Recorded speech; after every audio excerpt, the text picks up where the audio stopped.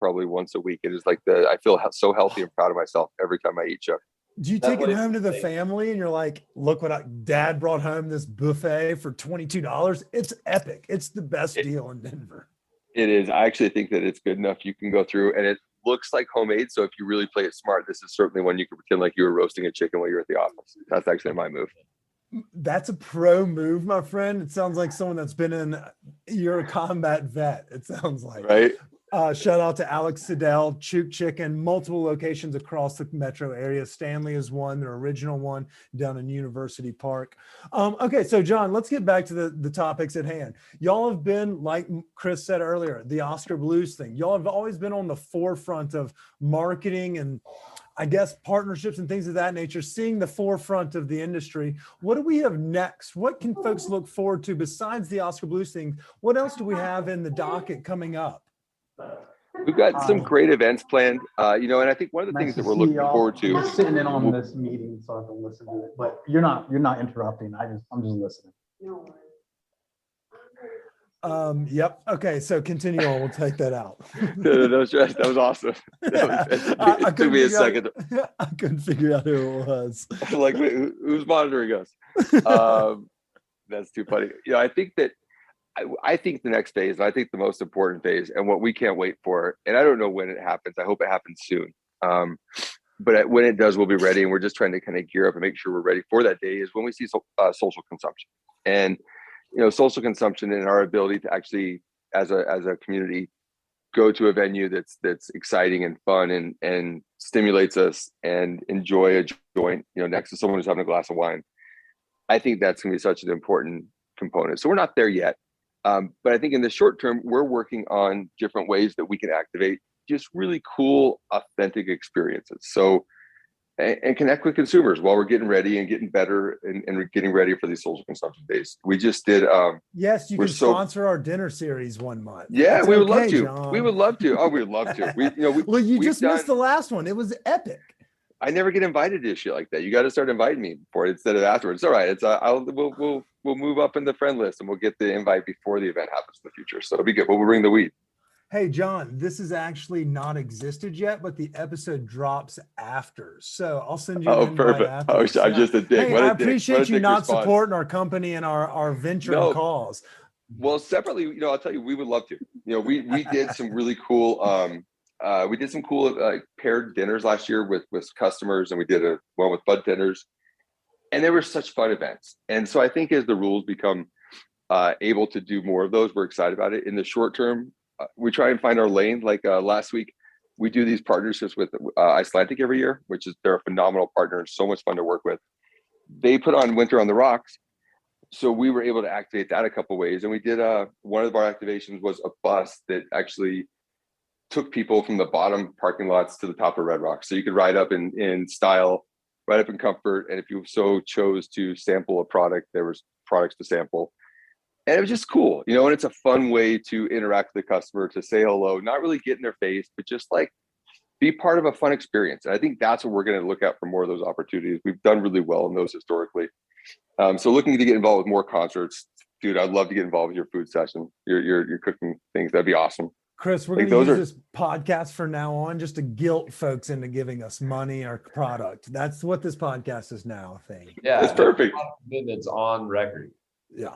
No, that's great. Listen, we want to, as a brand, one of the things that we think is important, and I actually think it's one of the things that separates us, is that we are really trying to interact with people when they're just living their life and trying to find ways to be part of what they're doing and use our products to maybe elevate that experience a bit, as opposed to it being the only focal point of it. So if we find ways to interact with with customers, with future customers, with the bud tenders who sell our product, we love that shit.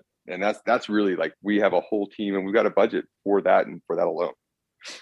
Perfect. Just go ahead and send me that budget number and we'll work something out. We work from the top down, so it's not a problem. Caviar Tuesdays over at the Veritas office. It's hilarious. Yeah, like popcorn and porn and soda water. Popcorn and porn. I like it. There you go. Unicorn poop. Yes, there we go. Bada bing. It's just Perfect. names just genius concepts are rolling off our tongue. And we agree with you, getting the name out there and doing things that are fun. And that's why we started a dinner series. We're going to do them every month, showcasing a different chef in the community that pairs cannabis similar to that of like you were saying, like where you can sit next to somebody with a wine glass. And while we're probably miles away from dual consumption licenses, what we're hoping to do is just showcase that cannabis, especially those that have great cannabis, like our friends at Cali's that did the one in February. They've been partners with us. We love Charles and the team and the family over there, and Seton Smith and y'all and folks like that. Like pairing it like it's a fine wine with a dinner should be not only a regular experience, but it shouldn't be nose turned down at either. So y'all kind of making it a regular occurrence or normalizing, it's desensitizing it, just like shootings at schools or Trump trying to take over elections, things like that. Hopefully it's slightly better than those things. Hopefully it's slightly better than those things. It's just desensitization is all we're looking for out of this. We're trying to grow the brand as well as grow a little bit of awareness about how great the product is. No, we got that. We've got some new brands that we're going to be bringing out pretty soon that we're excited about. And again, they're collaborations. We try and stay away from, there's a lot of celebrities who just kind of want to throw their name on something, and we don't really think that moves the bar. You can call out Lil Wayne. He hasn't listened to this podcast in months. He's not a regular listener? No, he was in season 1 when we were top 100, but since we fell off the list, fucking COVID, we have since dropped. I know, it's real bullshit. And so we haven't seen after this interview, you're back top. You're at least got to be top like 5,000 after this interview. This has got to definitely help you with that. I didn't know we were below 5,000, John, but are you saying that there's a Veritas boost that's coming in stored? I don't know what the size of the pool that you're dealing with is. So I hope you're not expecting too much from this. Well, Chris has 3 parents. I have 3 parents. So we got at least 6 listeners. My parents are probably listening to this too. So you may have as many as 8. Hi, Mom and Dad. We love Montrose. Yeah, we do. In fact, we support all of Colorado and, the grandson that's at Wyoming University that was on the last podcast, stories of years old. That was gosh damn funny. But yeah, so, I agree wholeheartedly with you. I don't want to tip the hand. Are you allowed to mention what we've got? You mentioned strains are coming. You've got the IPA working with the Oscar Blues, and it's a pop-up on the website. It looks like it's a pretty cool little label. Are we allowed to tip our hand on what's coming out? Yeah, we've got a couple of pheno hunts. I know we've got a Muffin's Breath pheno hunt, and I believe a Peking Duck pheno hunt. And then we also elaborate. So each of those are items we grew as a first cut a few months ago. Really liked multiple phenos. Ended up taking 3 of those that we flowered out, and so we'll be selling those products in packages that have 3 1-gram servings. For instance, I'm not sure what pheno numbers they are. So, but could be Peking Duck 1, 2, and 7. We'll ask customers to give us feedback, and they'll help us to determine which one we're going to keep in the garden long term. It's a great way to kind of for the consumer to get involved and just see the differences in the siblings and what goes into picking the strain that ultimately we add to the library. So we got a couple of those coming. We've got another one that is the lineage box that we're super pumped about. So that one will have the lineage box. So that one, I'm going to actually open my email right now and pull it up so I get it right. But we've flowered out the mother and the father and the child. Yeah, you already talked about that. You talked about that earlier. You don't have to. You can reread it, but I'll say if you don't want to look up the email. It's all good. It's all good. So that'll be super tasty. Those are fun. We've got some other cool collaborations. We're doing a live resin pen with Native Roots right now that's going really well. I think that we're going to make that a consistent product that we're pretty excited about. We don't typically freeze our flowers, so a little bit of a unique piece. Have you seen that become more regular? Like, I mean, obviously y'all are in the pre-roll game, but you're starting to see people do a little bit more of the water hash and, those quick ice baths and and press and wax. Is that something you're seeing on the forefront? Is that something crazy? Well, actually, one of our brands that we work with is Oleo, which is one of the top hash brands out there, specifically in live rosin. We were one of the first people to do live rosin. So we've been washing rosin for a long time. We believe wholeheartedly in that as an application as well. Very flavorful. Obviously, it's like the most pure representation of the flower. Nothing's being burned. We've seen a lot of demand for our other marks to be involved with some of those things. So that's where the Native Roots collaboration with Veritas comes. Nice.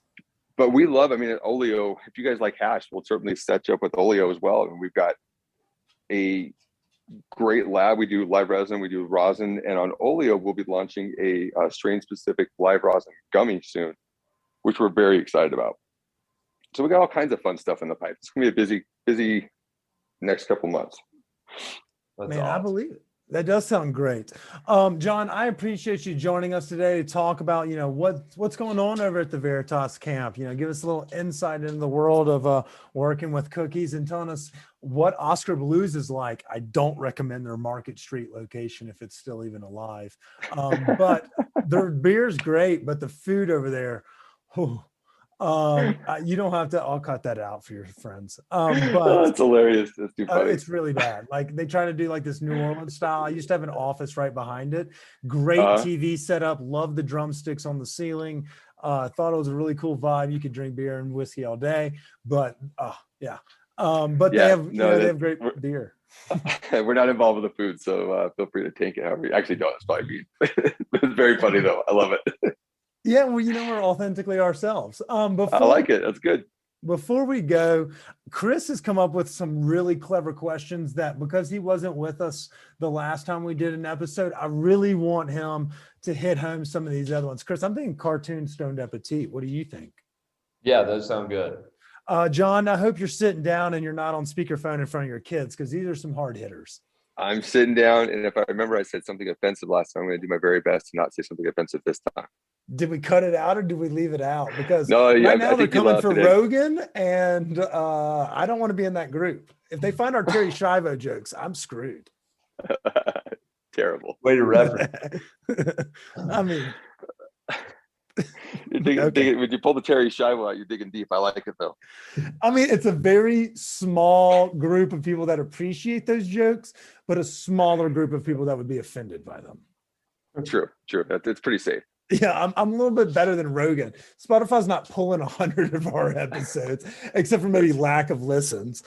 This information out. Yeah. Well, let's start bringing your chefs to our office, and you guys can do your interviews actually stoned for your Stoned Appetit, and we'll see how that goes. I just want to chunk a future viewership. No, seriously, man, we'd love to host you for that. Okay, so Chris, this home office he may not be joking. He may get us a Veritas sign that says, whatever, eat well, smoke better. Oh no, I'm down with it, brother. I'm down with it. The Veritas Cannabis Stoned Appetit studio. We'll figure it out. We're not wordsmiths. Yeah, we need to figure out our logo too. Yeah, we have our guy Eat Well joining us in 2 weeks for that one. So New Orleans-based artist is going to do some of our work, but at the same time, all of our last 7 were failed disasters. Eight's the charm. It's always the eighth one that's the one that lasts. Yeah, thanks, Jon. You're brutally optimistic, and I respect that. Well, Chris, go ahead. I'll mute myself. I'm sorry. All right, this is our Cartoon Network question of the week. If you could be any cartoon character, who would it be and why? I could be any cartoon character, living or dead, like in history. Yeah. Wait, how many cartoon characters die? What cartoons are you watching? Well, like cartoons die. Like you don't see like Looney Tunes around anymore. So I call that If like you want to be Blue's Clues, Clues, you can be Blue's Clues. I would love to be Blue's Clues. I mean, that would be a win for sure. If I could be any cartoon character ever, it's a tough decision because they all have like special things that make them fun. But I would probably say that I would want to be on The Simpsons because I'd want those guys like live forever and they're still running. So I think that I'd still be employed. And I would want to be, if I was going to be on The Simpsons, I'd want to be Duffman because that guy was just a roving party and he was always a blast. Chris, I think that is the reason you asked this question. I don't think the year is young. I don't think we're going to get a better cartoon answer than that. That is the most remarkable response I've ever fucking heard. Did you ever see Duffman not smiling? That dude was so happy with what he was doing, drinking his beers. He had a belt clip of beer. Of course he was. Awesome. It's me with my coffee cup full of wine. A few years ago, I took my kids to Universal Studios, and they have like a Duffman like thing. I was so excited about it. A Duffman shirt, Duffman belt. They didn't have the belt you could hold the beers in, but I would certainly love that. It'd be great. It really should have been like a clip in where you could put any 12-ounce normal size beer, but it has the shell of Duff. I mean, you're talking about, I can think of like 78 people in Mississippi right now that would be wearing that, like personally. Oh, dude, that's what I want for my